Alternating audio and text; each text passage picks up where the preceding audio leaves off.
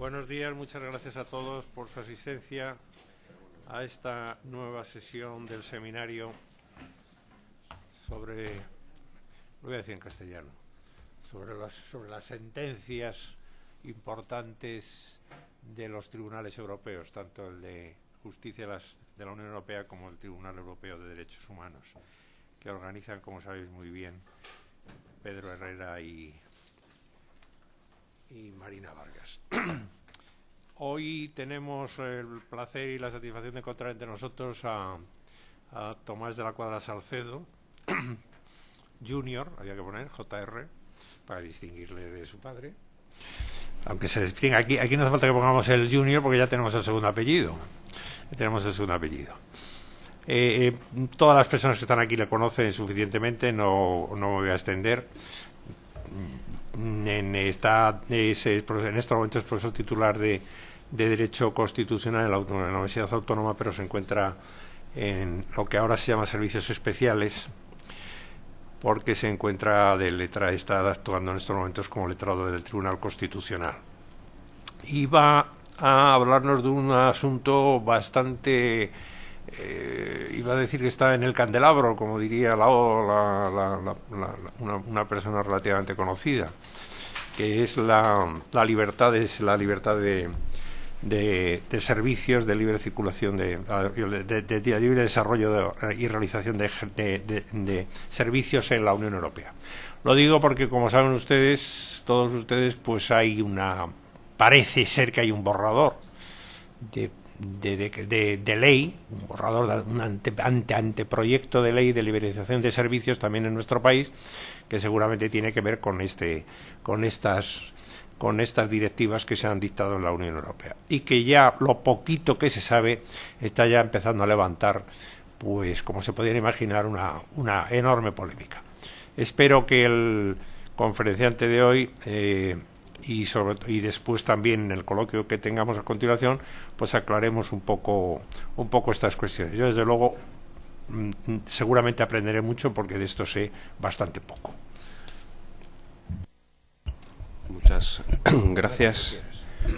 a José Manuel por su presentación, y muchas gracias también tanto a Pedro como a Marina por haberme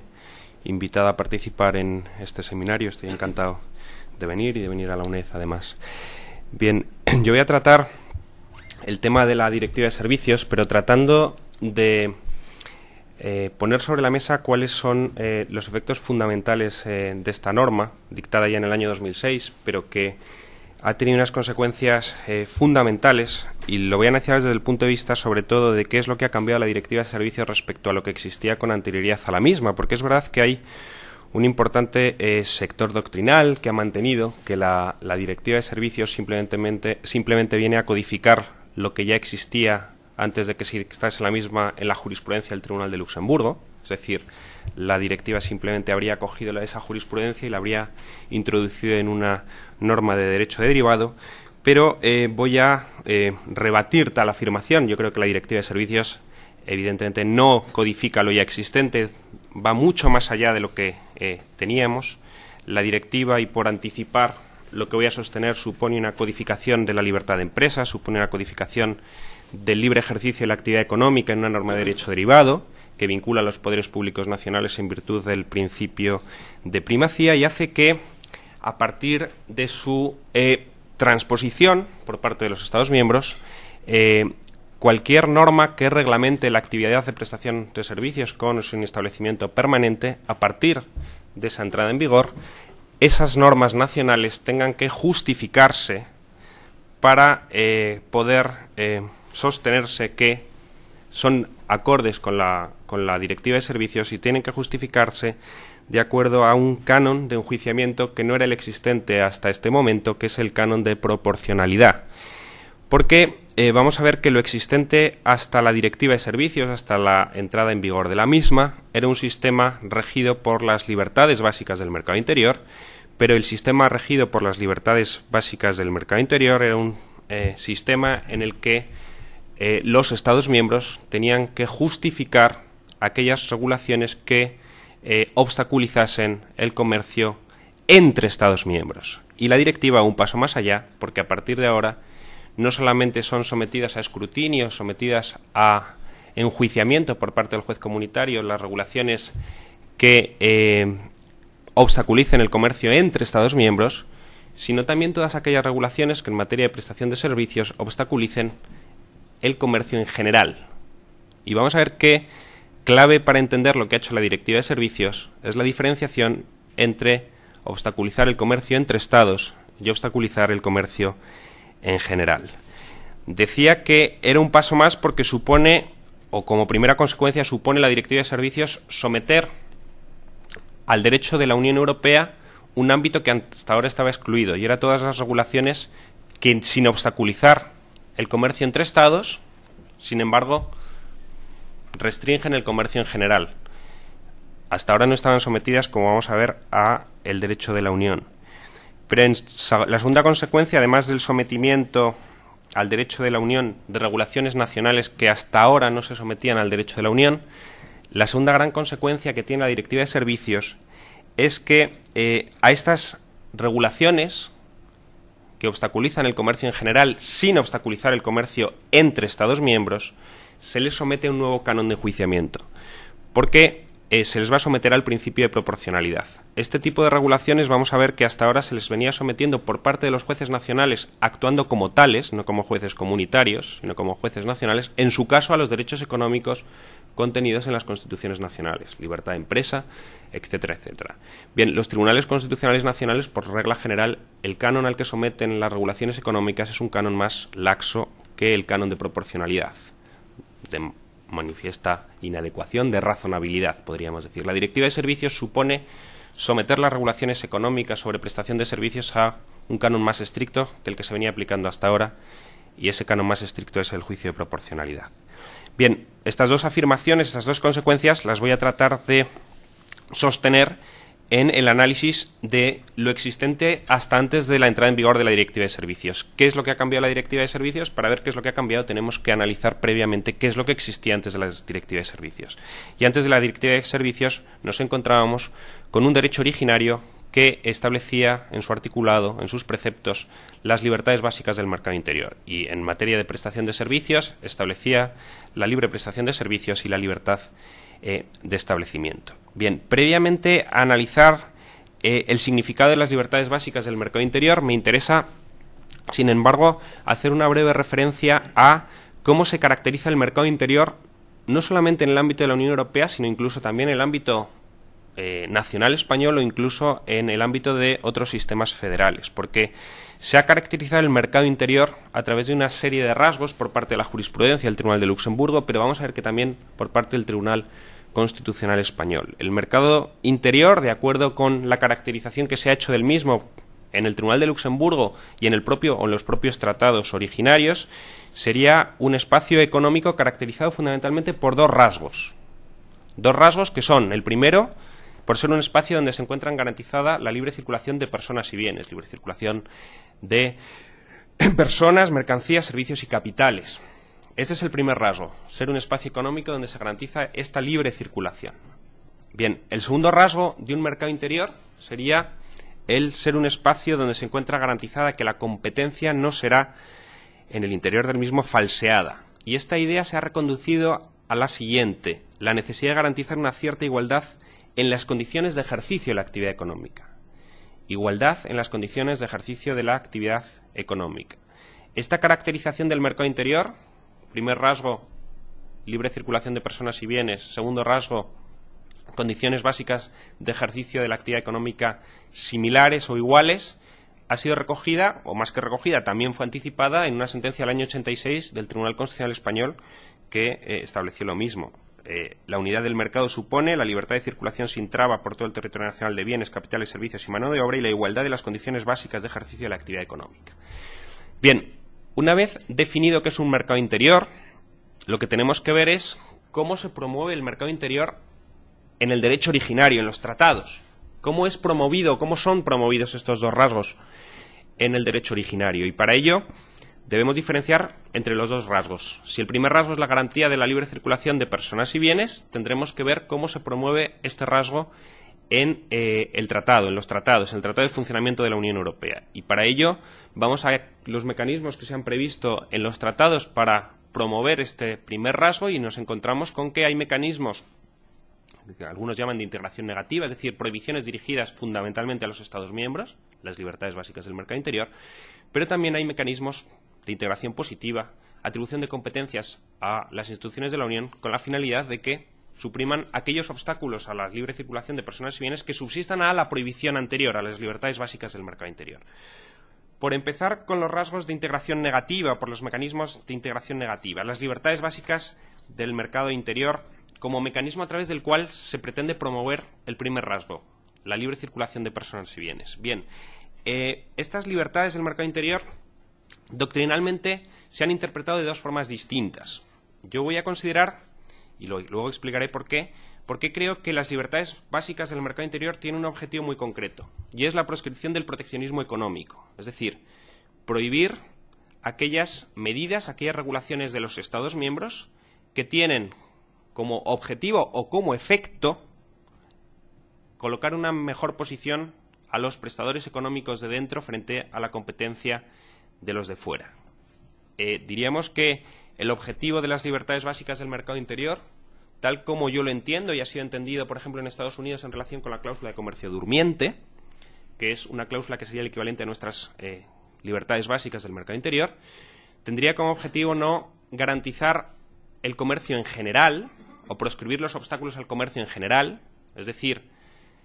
no someter las regulaciones de los Estados miembros que restrinjan los intercambios a control, sino condicionar o someter a control un tipo muy concreto de regulaciones estatales, que son aquellas que tienen efectos diferenciados sobre la comercialización de productos o la prestación de servicios de fuera respecto a los de dentro. Porque la otra, evidentemente, interpretación que se hace de las libertades básicas del mercado interior sería aquella que considera que estas libertades lo que pretenden es promover el comercio en general, no el comercio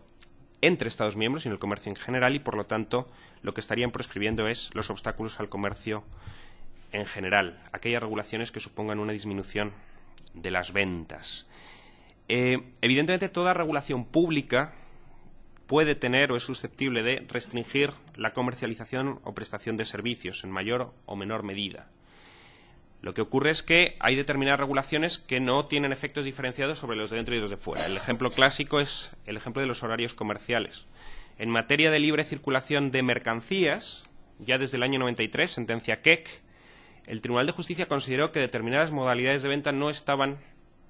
sometidas al control o al escrutinio del juez de la Unión, o del juez comunitario, del juez nacional actuando como juez de la Unión, puesto que no eran obstáculos a la libre circulación de mercancías.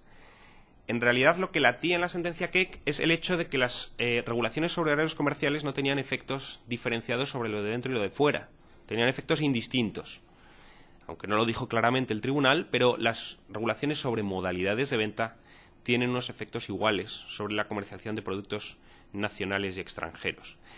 Desde este punto de vista, una regulación de horarios comerciales no tendría que ser en ningún caso justificada por un Estado miembro de acuerdo con las libertades básicas del mercado interior. Otra cosa es que tenga que ser justificada de acuerdo con la libertad de empresa contenida en la Constitución de cada uno de los Estados miembros, pero no de acuerdo con las libertades básicas del mercado interior, y desde entonces, de hecho, no se somete a control. En relación con libre prestación de servicios, me referiría a alguna jurisprudencia posteriormente en la que también el tribunal ha rechazado que tenga que someter a escrutinio o a control regulaciones nacionales cuando no tienen efectos diferenciados sobre la prestación de servicios dentro de un Estado miembro, y los efectos son los mismos sobre los prestadores de servicios de fuera.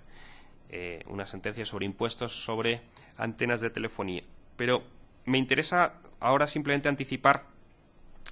la cuestión de que las libertades básicas del mercado interior, que tienen como propósito garantizar la libre circulación y libre prestación de servicios dentro del mercado interior, en este caso de la Unión Europea, tienen un propósito más modesto que el de garantizar el comercio en general. Lo que pretenden es garantizar el comercio entre los Estados miembros. Y desde este punto de vista, los efectos proteccionistas de una regulación, efectos proteccionistas que vienen ejemplificados por aquellas regulaciones evidentemente más claramente discriminadoras, como las regulaciones de cuarentena, pero también por todas aquellas regulaciones que, sin establecer diferencias entre lo de dentro y de fuera, tienen esos efectos. Pues bien, en este caso, es esta diferencia entre obstaculizar el comercio en general y obstaculizar el comercio interestatal el que determina que, y como luego concluiré, la Directiva de Servicios haya dado un paso más allá. Bien, evidentemente no toda regulación nacional que tenga efectos diferenciados está prohibida por los tratados, porque tú puedes justificar una regulación que tenga efectos diferenciados. Antes hablaba de las regulaciones de cuarentena, es decir, regulaciones en las que se prohíbe la comercialización, por ejemplo, de un producto porque proviene de una determinada región que tiene una determinada enfermedad. Evidentemente, las regulaciones de cuarentena, a pesar de poder tener efectos diferenciados y beneficiar la producción nacional frente a la producción extranjera, están justificados en la promoción de un objetivo legítimo. Otro tipo de regulaciones, como las regulaciones medioambientales, evidentemente el Tribunal de Justicia de Luxemburgo ha considerado que también pueden estar justificadas a pesar de tener efectos diferenciados, efectos aparentemente proteccionistas. Si Alemania prohíbe la comercialización de coches que contaminen provenientes de otros Estados miembros porque su nivel de protección del medio ambiente es superior, eso podrá suponer un obstáculo a la libre circulación, en este caso de mercancías, puesto que hay una, por parte del Tribunal de Justicia, por parte también del Tribunal Supremo de los Estados Unidos, una consideración de que cualquier norma sobre las características que tienen que tener los productos para ser comercializados es en sí misma sospechosa de ser proteccionista, porque los de fuera se tienen que adaptar a una pluralidad de regulaciones a las que no se tienen que adaptar los de dentro. Hay una presunción que justifica que se sometan a escrutinio, a control. Pues bien, en todo caso, una vez realizado ese control, se puede llegar a la determinación de que, sin embargo, la regulación está justificada. A pesar de ser un obstáculo aparente al comercio, finalmente no lo es, porque esa restricción está justificada en la promoción de un objetivo legítimo, en este caso el medio ambiente. Bien, frente a este tipo de regulaciones que pueden generar restricciones al comercio entre Estados miembros, pero que son restricciones justificadas en la promoción de objetivos legítimos, el tratado ha previsto aquellos mecanismos a los que yo me refería antes como mecanismos de integración positiva. Las medidas de armonización, es decir, el legislador europeo puede armonizar las regulaciones sobre medio ambiente de forma tal que a partir de la normativa comunitaria Alemania ya no puede establecer regulaciones distintas o más protectoras del medio ambiente y no puede impedir la comercialización, por ejemplo, de coches que se adecúen al estándar comunitario. Este mecanismo de integración positiva sería fundamentalmente a través de la atribución competencial de medidas armonizadoras, es decir, la garantía de la libre circulación de personas y bienes se garantiza, por un lado, a través de prohibiciones, las libertades básicas del mercado interior, pero también a través de atribución de competencias, es decir, medidas de armonización, para armonizar precisamente aquellas regulaciones que superan la prohibición establecida en los tratados. Artículo 114 del Tratado de Funcionamiento de la Unión, antiguo artículo 95, ¿no? Bien, primera característica, por lo tanto, garantía de la libre circulación de personas y bienes a través de prohibiciones y a través de atribución de competencia para armonizar. Esto lo que pone sobre la mesa es que la consecución de un mercado interior no se impone en los tratados. ¿Por qué no se impone? Porque a través de las medidas de integración negativa, las libertades básicas del mercado interior, no se puede conseguir totalmente la garantía de la libre circulación desde el momento en que se admite que determinadas restricciones a la libre circulación puedan estar justificadas en la promoción de objetivos legítimos. Esto solo se puede conseguir, un verdadero mercado interior solo se puede conseguir a través de una acción positiva del legislador europeo. Y el legislador europeo, evidentemente, no se le impone que recurra a estas medidas de armonización, es una voluntad política, con lo cual un mercado interior no se impone en el tratado, es un objetivo que puede ser conseguido a través de una acción política. Bien, el segundo rasgo al que me refería antes es el de la garantía de la competencia no será falseada, no será distorsionada en el mercado interior. Para evitar que la competencia sea falseada, se establecen determinadas prohibiciones dirigidas fundamentalmente a operadores económicos privados, todo el derecho a la competencia, pero también a operadores públicos, por ejemplo, con la prohibición de ayudas públicas. Pero junto a estos mecanismos de integración negativa, también encontramos aquellos otros de integración positiva, es decir, aquella atribución que se hace a las instituciones de la Unión para echar abajo aquellas distorsiones, ha dicho la jurisprudencia del Tribunal de Justicia, sensibles de la competencia. En este caso, las regulaciones nacionales que no tienen como efecto obstaculizar la libre circulación de personas y bienes pueden, en todo caso, generar distorsiones de la competencia entre operadores económicos situados en los diferentes Estados miembros. El ejemplo más habitual lo podemos extraer de la propia jurisprudencia del Tribunal de Luxemburgo. Regulaciones sobre contaminación en las fábricas situadas en un Estado miembro. Bien, las regulaciones sobre medio ambiente que no afectan a productos que se desplazan en sí mismas no suponen una vulneración de las libertades básicas del mercado interior.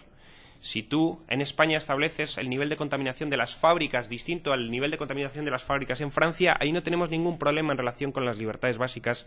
del mercado interior. Esa regulación más proteccionista en Francia o en España no vulnera las libertades básicas del mercado interior porque no supone que haya una circulación de mercancías ni haya unos efectos diferenciados sobre los de dentro y los de fuera. Sin embargo, evidentemente, este tipo de regulaciones pueden tener efectos distorsionadores de la competencia, en tanto en cuanto producir bienes en Francia o en España puede tener un coste distinto en función de la regulación que se haga. Bien, este tipo de distorsiones de la competencia no está evidentemente prohibida por los tratados,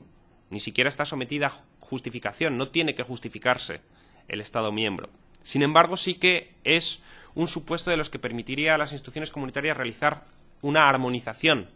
en la regulación de esa materia. Es decir, en el caso de las distorsiones de la competencia no hay prohibición de que cuando el Estado actúe como regulador no puedan generarse estas distorsiones, siempre que no se obstaculice la libre circulación de personas y bienes, pero sí que es el presupuesto para que las instituciones comunitarias, el legislador de la Unión, pueda realizar una armonización normativa. Podríamos poner más ejemplos que se han producido en la jurisprudencia de la Unión. En el caso de la sentencia sobre publicidad del tabaco, la directiva sobre publicidad del tabaco, se planteaba si el prohibir en algunos Estados miembros el patrocinio del tabaco de grandes premios deportivos, Fórmula 1, era o no un problema de libre circulación de personas o bienes, de libre prestación de servicios, libre circulación de mercancías, o no lo era. El tribunal dijo que no era un problema de libre circulación de mercancías, libre prestación de servicios, pero sin embargo sí que era un supuesto en el que se podía estar provocando una distorsión de la competencia, en tanto en cuanto, evidentemente, en un mercado de premios deportivos a nivel europeo, la Fórmula 1 acudiría o iría a aquel circuito deportivo que estuviese situado en un país que sí que permitiese que Marlboro pudiese patrocinar a Ferrari. Desde ese punto de vista, el circuito que estuviese en un estado con una regulación más laxa en relación con la publicidad del tabaco tenía ventaja frente a el circuito que estaba en un estado miembro con una regulación más estricta. Esto no estaba prohibido por los tratados, no está prohibido, pero sin embargo sí que habilita que el legislador de la Unión pueda realizar una armonización de la regulación. Lo mismo podríamos decir en relación con los costes laborales. Que la República Checa tenga unos costes sociales inferiores para producir bienes, en sí mismo no está prohibido. No está prohibido que los costes laborales sean inferiores porque los trabajadores están menos protegidos que en Alemania, pero sin embargo sí que habilita, a través del ejercicio de competencias propias, por ejemplo, de armonización mínima en relación con protección social, sí que habilitaría al legislador de la Unión Europea para establecer regulación armonizada. Bien, una vez vistas los dos rasgos que tendría un mercado interior, garantía de la libre circulación de personas y bienes por un lado, ausencia de distorsión de la competencia por otro, o garantía de unas condiciones básicas de ejercicio de la actividad económica iguales, porque solo existe mercado interior único o mercado único si las condiciones de ejercicio de la actividad económica son las mismas, y una vez considerado que estos rasgos del mercado interior no vienen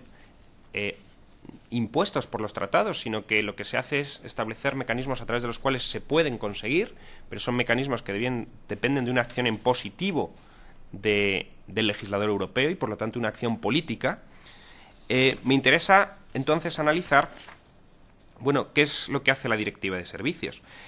No sin antes recordar la interpretación que ha realizado el Tribunal de Justicia en relación con libre prestación de servicios y libertad de establecimiento, porque yo antes decía que existían dos interpretaciones contradictorias del propósito u objetivo de las libertades básicas del mercado interior. Aquella, que yo creo que es la correcta, que considera que las libertades básicas del mercado interior tienen como propósito evitar el proteccionismo económico de los Estados miembros, de aquella otra que considera que las libertades básicas del mercado interior tienen un propósito más amplio, que es garantizar la libertad económica dentro del territorio de la Unión Europea, ¿no? Teniendo en cierta manera las libertades básicas del mercado interior un carácter de libertad de empresa bis respecto a la libertad de empresa que tenemos ahora en la Carta de Derechos Fundamentales de la Unión Europea. Bien, ¿qué ha dicho el Tribunal de Justicia? Pues el Tribunal de Justicia no ha sido todo lo claro que debería, porque encontramos sentencias contradictorias. Encontramos sentencias en las que, por ejemplo, el Tribunal de Justicia ni siquiera somete a escrutinio, a control, regulaciones nacionales por considerar que al no tener efectos diferenciados sobre los de dentro que sobre los de fuera, no es un supuesto obstáculo a la libre prestación de servicios. En el caso Movistar y Belgacom Móvil se planteaba lo siguiente: un impuesto que establecían los municipios belgas sobre antenas, postes y torres de difusión de telefonía. Se planteó una cuestión prejudicial por parte de un tribunal belga diciendo si el impuesto sobre antenas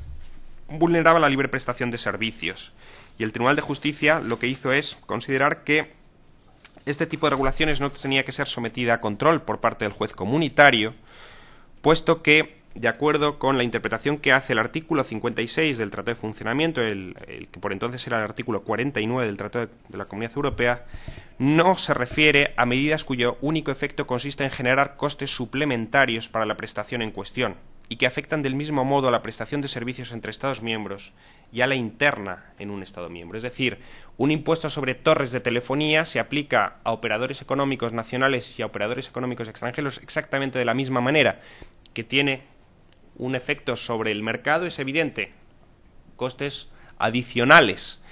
pero puesto que no tiene efectos diferenciados, el tribunal consideró que ni siquiera era obligación del gobierno belga justificar si se estaba promoviendo con ese tipo de regulación un objetivo legítimo o no. Directamente quedaba fuera del ámbito de las libertades básicas del mercado interior. Frente a esta sentencia, por cierto, por contraste, para ejemplificar qué son los efectos diferenciados lo que preocupa al tribunal en ocasiones, o que son las libertades básicas del mercado interior, lo que pretenden es evitar los efectos diferenciados, está la sentencia Koster, en la que en este caso se trataba de un impuesto sobre antenas parabólicas. Y en aquel caso la razón para que el tribunal sí que entrase fue que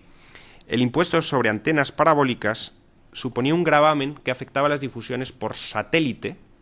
frente a las difusiones por cable. Difusiones por satélite que normalmente son de operadores económicos extranjeros, mientras que las difusiones por cable son normalmente de operadores belgas. Por cierto, era un impuesto también de municipios belgas. Bien, en este caso lo que dijo el tribunal es que los efectos, seguramente la regulación no era discriminatoria en sí misma, pero los efectos lo eran, puesto que se establecía una diferencia o tenía unos efectos diferenciados sobre los operadores de fuera y sobre los operadores de dentro. En la propia argumentación del tribunal se pone sobre la mesa que lo que preocupa al tribunal es los efectos diferenciados entre nacionales y extranjeros. Digo que, en principio, esta es una línea que se ha seguido en libre prestación de servicios, con la matización que luego diré. Es una línea que se ha seguido en libre circulación de mercancías, desde que en KEC las modalidades de venta se excluyeron de control, y también podríamos decir que en libertad de establecimiento ha habido jurisprudencia que parece ir en la línea de considerar que lo que preocupa o debe preocupar a las libertades básicas del mercado interior es la diferencia de efectos y no la disminución de las ventas o los costes adicionales que puede generar una determinada regulación. En el caso CaixaBank, que luego me referiré a él brevemente, era un supuesto donde el Tribunal de Justicia de Luxemburgo consideró que la prohibición de remunerar cuentas corrientes por parte de los bancos debía justificarse de acuerdo con la libertad de establecimiento. Pero la argumentación que hizo fue la siguiente: los bancos extranjeros que no tienen una red dentro de un determinado territorio normalmente, la única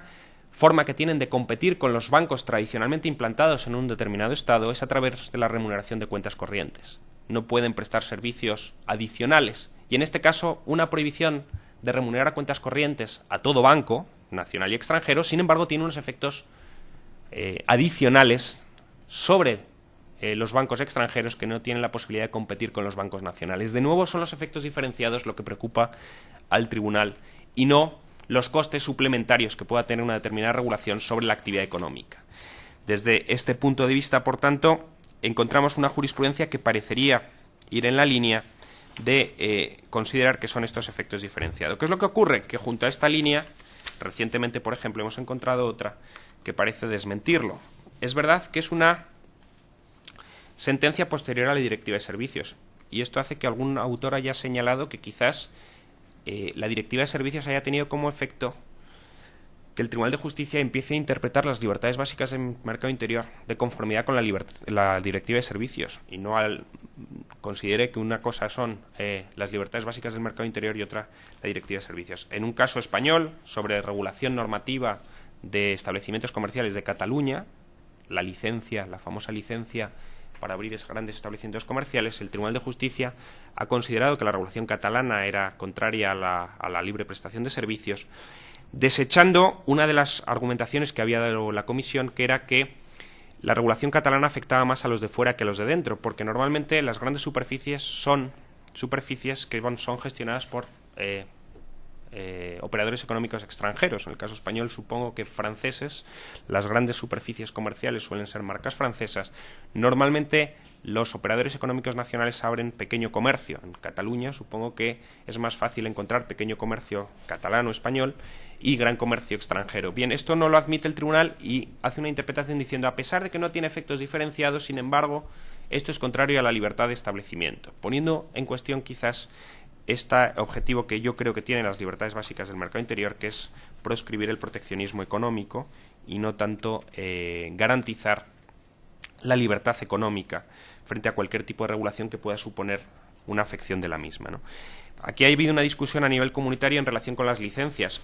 Yo creo que, al igual que se ha hecho una presunción de que las normas sobre características de los productos son sospechosas de poder querer ser proteccionistas, se podría considerar también que las normativas sobre licencias tienen estos mismos efectos. Normalmente porque la exigencia de licencia suele beneficiar a los que ya están en un mercado, normalmente nacionales, frente a nuevos entrantes, que pueden ser normalmente extranjeros. Y en alguna ocasión así lo ha dicho el Tribunal de Justicia, por ejemplo, en relación con las gasolineras en Italia, donde la exigencia de nuevas o de licencia para los nuevos entrantes lo que hizo es poner sobre la mesa que los competidores de esos nuevos entrantes, normalmente italianos, no tenían ningún problema, y los nuevos entrantes, que normalmente eran extranjeros, eran los que les exigía el cumplimiento de una serie de requisitos. Pero en todo caso, lo que creo es que no hay que confundir los derechos económicos, la libertad de empresa, con las libertades básicas del mercado interior, que tienen objetivos distintos. Es verdad que es más fácil en el caso norteamericano porque ambas libertades, o las libertades básicas del mercado interior y los derechos económicos, se imponen a los Estados federados. Uno a través de la cláusula de comercio durmiente,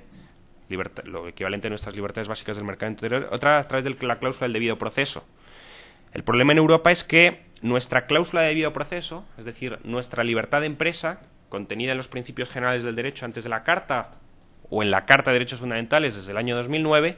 es una libertad de empresa que se impone a la Unión y a los Estados miembros cuando apliquen derecho de la Unión, pero no en todo caso. Pero es la situación que hubo en Estados Unidos hasta la Guerra Civil, donde los derechos contenidos en la Constitución no siempre se imponían a los Estados federados. Solamente después de las enmiendas posteriores a la Guerra Civil, el due process, la cláusula del debido proceso, desde el punto de vista económico, se también aplicó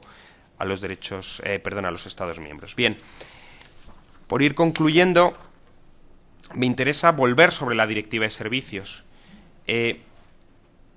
Los efectos de reguladores de las directivas de servicios. Si asumimos que las libertades básicas del mercado interior tienen como propósito la proscripción del proteccionismo económico, la Directiva de Servicios daría un paso más evidente,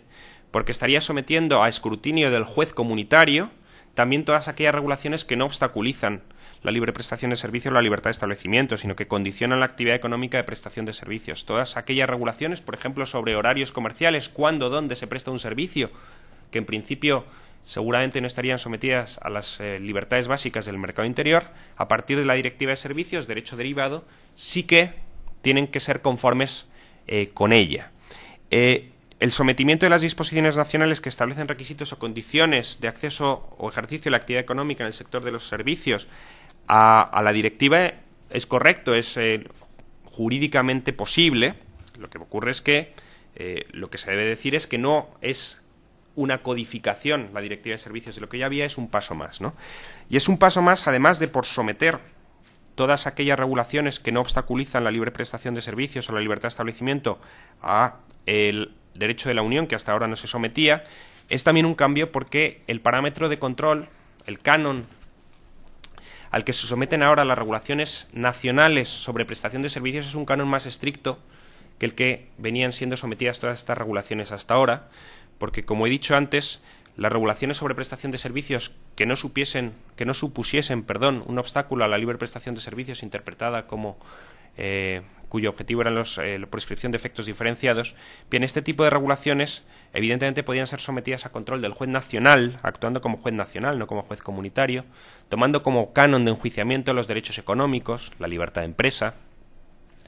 pero era un canon de control más laxo, porque es verdad que nuestro Tribunal Constitucional, el Tribunal Constitucional alemán, e incluso el Tribunal de Luxemburgo, cuando de aplicar la libertad de empresa se trata a las instituciones de la Unión, utiliza un canon bastante poco estricto. Es decir, cuando se han planteado cuestiones en relación a si una directiva vulnera la libertad de empresa, lo que ha dicho el Tribunal de Justicia de Luxemburgo es que solamente si es manifiestamente inadecuado para conseguir el objetivo pretendido, entonces el tribunal podría anular esa directiva. Bien, nuestro Tribunal Constitucional, cuando de controlar regulaciones nacionales que no afectan o que no se ven inmersas en una vulneración de las libertades básicas del mercado interior aparente se trata, lo que ha hecho es también una comprobación bastante laxa, es decir, ha utilizado el criterio de la razonabilidad, de la manifiesta inadecuación. Bien, ¿qué supone la Directiva de Servicios? Que a partir de ahora ya no el juez constitucional, sino cualquier juez con cualquier norma, incluidas las de rango de ley, tendrá que comprobar si esa norma, incluidas las de rango de ley, se adecua o no al nuevo canon de enjuiciamiento que está establecido en la Directiva de Servicios, que no es otro que el canon de la proporcionalidad. Es verdad que la Directiva de Servicios ha incluido un canon de proporcionalidad mutilado. ¿Por qué digo mutilado? Porque no es un canon de proporcionalidad en todas sus fases. Desde el punto de vista tradicional, podríamos decir que el canon de proporcionalidad se compone de una serie de comprobaciones o test. 3 comprobaciones. Primero, la adecuación de la medida al objetivo pretendido. Segundo, inexistencia de alternativas menos restrictivas para conseguir ese objetivo. Tercero, ponderación costes-beneficios. Bien, la Directiva de Servicios prescinde de la ponderación costes-beneficios, del balancing en terminología americana, y hace un sometimiento de las regulaciones sobre prestación de servicios a un principio de proporcionalidad mutilado, porque lo que exige es un control de la adecuación y de la necesidad, es decir, que no existan alternativas menos restrictivas. Pero esto ya es un paso desregulador, en el sentido de que a partir de ahora el juez nacional podrá controlar incluso las normas con rango de ley, diciendo si existen alternativas menos restrictivas para conseguir el fin pretendido. Es decir, ya no es solamente que vea si es razonable o no la regulación desde el punto de vista de la regulación económica, sino que a partir de ahora lo que hará es un control más incisivo. En principio no me pronuncio acerca de si eso es correcto o no. Yo creo que había muchas regulaciones económicas que a lo mejor requerirían de un control más incisivo por parte de los poderes judiciales, del Poder Judicial, pero en todo caso lo que es evidente es que la Directiva de Servicios va mucho más allá de lo que teníamos antes de que se dictase la misma, y va en la línea desreguladora por un lado, tener como consecuencia someter al derecho de la Unión regulaciones que hasta este momento no estaban sometidas al derecho de la Unión, y por otro, aplicar a ese derecho nacional que ahora se somete al derecho de la Unión un canon de enjuiciamiento mucho más estricto que el canon que se aplicaba, hasta ahora a esas mismas regulaciones, que era un canon interno, la Constitución, libertad de empresa, derecho de propiedad, y era un test o un escrutinio de mera razonabilidad y no de proporcionalidad. Desde este punto de vista, yo creo que hay un cambio, y de ahí el título de la ponencia, los efectos desreguladores de la Directiva de Servicios. Y nada más, gracias. Antes de dar paso al coloquio subsiguiente, que ha provocado las palabras del ponente, me van a permitir que subsane un tremendo error que ruego me disculpen, y es haber manifestado, que tenía que haberlo hecho en primer lugar, manifestar el pesar de todos nosotros por el fallecimiento del profesor Carrillo, Juan Antonio Carrillo Salcedo, querido por todos nosotros y además por caso, dándose además la circunstancia de que fue él el que inició estos cursos, estas jornadas, estos seminarios de miércoles, no me acuerdo exactamente si fue el miércoles, a principio de curso. Quiero que conste expresamente, vuelvo a pedirles perdón por no haberme acordado al comenzar el acto, y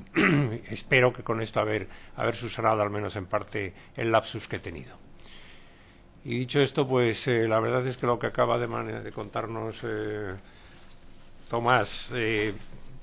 puede provocar un amplio debate. A mí me ha llamado la atención una cosa, menos mal, no sé si aquí hay algún administrativista, no creo que de momento haya muchos jueces españoles que se atrevan con las leyes, con las leyes, sobre todo porque la ley de la jurisdicción contenciosa administrativa dice que no puede entrar en las leyes, y como lo del principio de jerarquía normativa en ello se para, en la Constitución no sigue más arriba, pues no sé yo si va a saber atrever a inaplicar una ley porque vaya en contra de una directiva. No lo sé, no lo sé. Aquí, en relación con eso, hay precisamente una consecuencia curiosa de la Directiva de Servicios, y es que, como sabrán, ha sido transpuesta en España a través de la ley paraguas y la famosa ley ómnibus, es decir, una ley paraguas que lo que hace es integrar como legislación básica del Estado los principios generales de la directiva. Y esto lo que genera es que una normativa autonómica que sea contraria a la Directiva de Servicios, además de ser contraria a la Directiva de Servicios, es contraria a la legislación básica del Estado. Es simultáneamente inaplicable por el juez nacional, como consecuencia de ser contraria al derecho de la Unión, pero simultáneamente está vulnerando el canon de distribución de competencias interno, que implica que la legislación básica del Estado es norma delimitadora de las competencias autonómicas, ¿no? Lo que va a ocurrir seguramente cuando se trate de leyes autonómicas es que se planteen, en este caso, cuestiones inconstitucionales. Claro, cuestiones de inconstitucionalidad, y el tribunal ahí tendrá que decir o bien que es competente porque es una cuestión de validez de la norma aplicable, o bien decirle al juez ordinario, previamente a la cuestión de la validez de la norma aplicable hay aquí una cuestión de aplicabilidad de la misma.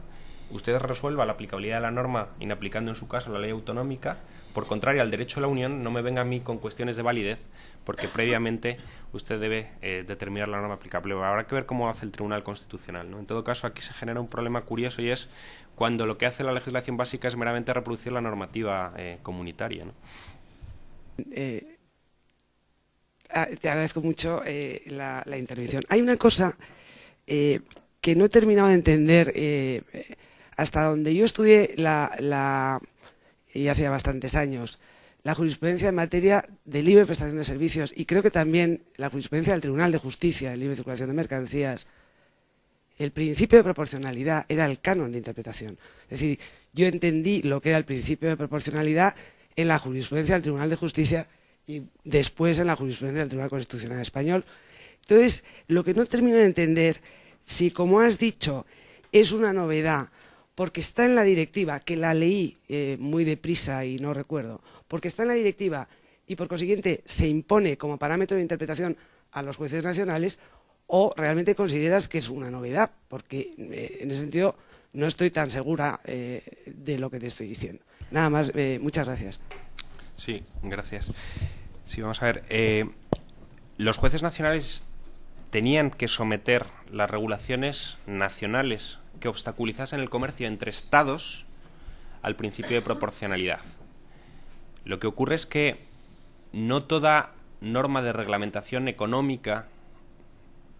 supondría un obstáculo al comercio entre Estados. Porque en principio, por ejemplo, en materia de libre circulación de mercancías, el Tribunal de Justicia de Luxemburgo ya ha dicho que en materia de modalidades de venta, es decir, horarios comerciales, cuándo se cierra, cuándo se abre, eso no es una regulación susceptible de suponer un obstáculo al comercio entre Estados miembros. Desde ese punto de vista, el juez nacional ya no está obligado a aplicar el principio de proporcionalidad a ese tipo de regulaciones sobre horarios comerciales, porque no entran dentro del ámbito de las libertades básicas del mercado interior, por un lado,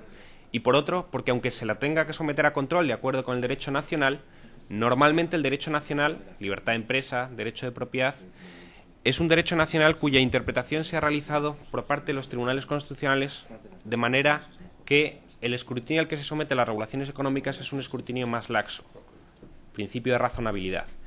Entonces, la proporcionalidad ya estaba obligado a los jueces nacionales a aplicarla, pero solamente para aquellos supuestos en los que se produjese una obstaculización al comercio entre Estados miembros. Y esto solamente se producía cuando se tenía una regulación con efectos diferenciados que beneficiaba a los operadores económicos de dentro frente a los de fuera. En una sentencia como la de los postes económicos belgas,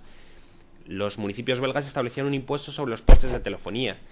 y ahí seguramente habría que controlar ese impuesto de acuerdo con el derecho nacional belga, pero de acuerdo con el derecho de la Unión Europea eso no suponía un obstáculo a la libre prestación de servicios, y por lo tanto no era exigible que los municipios, en este caso el Estado belga, justificase de acuerdo con el principio de proporcionalidad. al derecho de la Unión Europea no le importan este tipo de regulaciones porque no tienen efectos diferenciados sobre los de dentro y los de fuera. Si tuviesen efectos diferenciados, como en el caso de los impuestos sobre antenas parabólicas, ahí sí el juez nacional belga, actuando como juez comunitario, sí que tiene que aplicar el principio de proporcionalidad. Es decir, la Directiva de Servicios va más allá porque un tipo de reglamentaciones económicas, las que no obstaculizaban, ahora sí que se someten al principio de proporcionalidad y hasta ahora no. Pero las que sí obstaculizaban sí, tenían que ser sometidas a la proporcionalidad en todo caso. Sí, sí.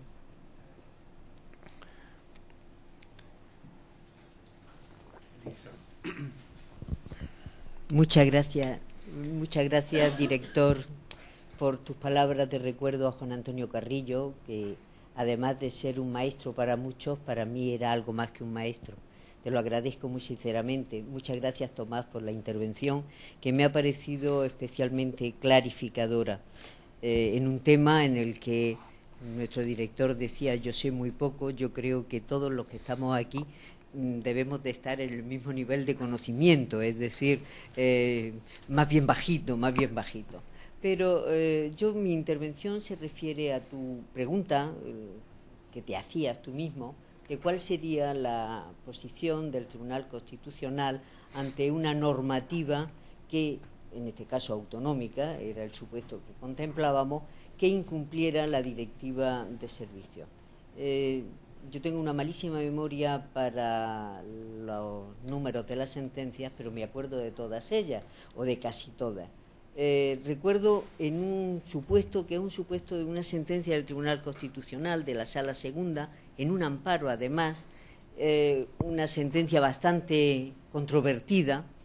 en que la Sala Segunda, de la que yo formaba parte, ante una decisión de un juez que inaplicó una ley catalana que establecía un impuesto, con el argumento de que era contraria a una normativa comunitaria, el Tribunal Constitucional dijo: mire, este es un tema, primero, el caso era especial porque además esa misma normativa catalana había sido ya planteado el tema como cuestión prejudicial ante el Tribunal de Luxemburgo, y el Tribunal de Luxemburgo había dicho que era conforme con el derecho comunitario. Bueno, pues este juez decidió que era contrario al derecho comunitario e inaplicó la normativa catalana. La respuesta del Tribunal Constitucional es que se había vulnerado la tutela judicial efectiva. Es decir, para inaplicar un derecho autonómico es necesario plantear la cuestión prejudicial. Se nos dijo por parte de la doctrina que nos habíamos convertido por una vez en garantes del derecho comunitario y de los mecanismos establecidos por el derecho comunitario. Pero nos parecía especialmente grave, lo digo en defensa de la decisión adoptada por el Tribunal Constitucional en aquel caso, que un juez decidiera por sí y ante sí la contradicción con una norma comunitaria, ignorando los mecanismos que el propio derecho comunitario, incorporado dentro del derecho interno español, preveía para llegar a semejante conclusión. No sé si comparte o no comparte la decisión del Tribunal Constitucional, pero por lo menos nosotros tuvimos sensación de hacer justicia material. Muchas gracias. Sí. En el caso, yo creo que fue un caso importante y yo creo que estuvo bien resuelto por el Tribunal Constitucional. Aquí lo que se van a empezar a plantear es casos donde en principio no ha habido un pronunciamiento del Tribunal de Justicia, y ahí la duda del juez nacional es si plantea cuestión prejudicial o plantea cuestión de inconstitucionalidad, porque es verdad que simultáneamente la norma autonómica es contraria a la directiva y simultáneamente es contraria a la legislación básica del Estado, ¿no? Aquí lo primero que habría que dilucidar, evidentemente, o el juez nacional tendría que ver, es si tiene efecto directo la directiva o esos principios de la directiva. Si tiene un efecto directo, yo creo que lo lógico es que plantease primero la cuestión prejudicial y, en su caso, con la respuesta que le dé el Tribunal de Justicia, resolviese el caso. No tiene mucho sentido plantear la cuestión de inconstitucionalidad, aunque es verdad que, de acuerdo con la jurisprudencia del Tribunal Constitucional, cualquier norma autonómica que se ponga en las bases del Estado incurre en inconstitucionalidad, jurisprudencia que puede ser discutible y que en algún voto particular se ha discutido, y por no aplicación del principio de prevalencia, sino por la aplicación del principio de inconstitucionalidad sobrevenida. Pero yo creo que el tribunal ordinario lo que tendría es que plantear primero cuestión prejudicial y no cuestión de inconstitucionalidad. Bueno, y nadie pregunta lo que todos tenemos en la cabeza. ¿Qué afecta, pues, si, dentro de lo que sabemos, de lo poco que sabemos, que como ya he manifestado hace poco, en qué puede afectar esta directiva de libertades de establecimiento de libertad de servicios a la normativa que parece que está, no se sabe en qué estadio de formación o de realización o de elaboración sobre servicios, precisamente, incluso concretando mucho más sobre servicios profesionales? Bien, no tengo ni idea, pero en todo caso ahí hay dos vertientes. Una, la vertiente de si el Estado tiene competencia para dictar la norma, es decir, en qué título se va a basar, que estamos todos en ascuas, no se sabe si se basará en el 149.1.1, precepto proscrito en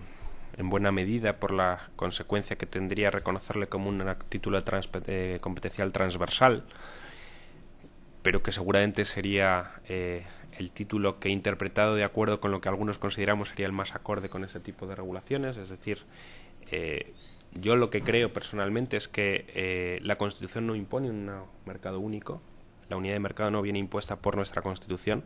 pero sí que establece mecanismos para promoverlo, entre los cuales está el 149.1.1, es decir, el Estado puede hacer un ejercicio de ese título.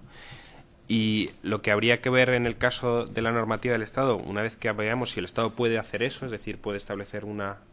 normativa extensa sobre servicios en general, habrá que ver si eso se adecua a la normativa comunitaria, y para ello lo que nos dice la directiva es que tendremos que someterla al principio de proporcionalidad y al control de si existen alternativas menos restrictivas o no, cosa que siempre es complicado porque ahí entran condicionantes no solamente jurídicos sino económicos también. ¿No? Al revés, si esto que va a ser al revés, va a ser más liberalizador. Va a ser más liberalizador, no sé, menos restrictivos será imposible, si parece ser que va en el camino de liberalizar. No, pues en principio no tendría problemas respecto al derecho a la Unión, pero podría tener problemas respecto a la distribución de competencias nacional. Seguramente las comunidades autónomas van a impugnar la ley diciendo que no es competencia del Estado, ¿no? ¿Qué sería de nosotros si las leyes estuvieran bien hechas? Bueno, Tomás, yo hace ya unos cuantos años que conozco la capacidad dogmática, la capacidad sistemática y, unido a ello, la virtud pedagógica. Yo quiero plantear no directamente una pregunta, sino en relación con lo que acabas de comentar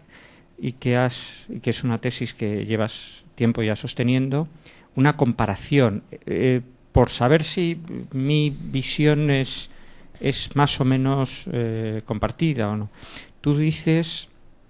que la Constitución española no impone la unidad de mercado. Bueno, eso es una tesis que puede ser más o menos discutida. En cualquier caso, lo que es cierto es que, digamos,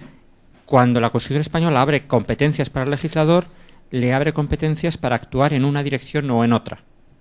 En ese sentido, la Constitución no impone una solución y abre un abanico de posibilidades para actuar en diversas direcciones. Sin embargo,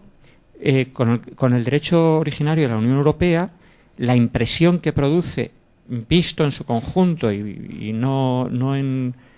cláusulas singulares, es que efectivamente no impone, por ejemplo, la unidad de mercado, pero en la medida en que las habilitaciones para la producción de derecho derivado van vinculadas a la consecución de determinados fines, habilita al derecho derivado para actuar solo en una dirección, no indistintamente en una o en otra. En ese sentido, la Constitución española sería una Constitución que regula unas cosas y deja otras abiertas, mientras que el derecho originario de la Unión Europea, en la medida que se puede interpretar como constitución del poder público comunitario, es una Constitución que regula unas cosas y deja otras encauzadas. Tenemos la opción de emprender ese camino o no, pero no la opción de ir en una u otra dirección. lo cual es, desde el punto de vista democrático, muy discutible. Bueno, eso es un debate ulterior. Lo que a mí me interesaría saber es si esa impresión mía sobre la asimetría entre la relación entre Constitución y derecho derivado, entre Constitución y legislador en ambos campos, si esa percepción de la asimetría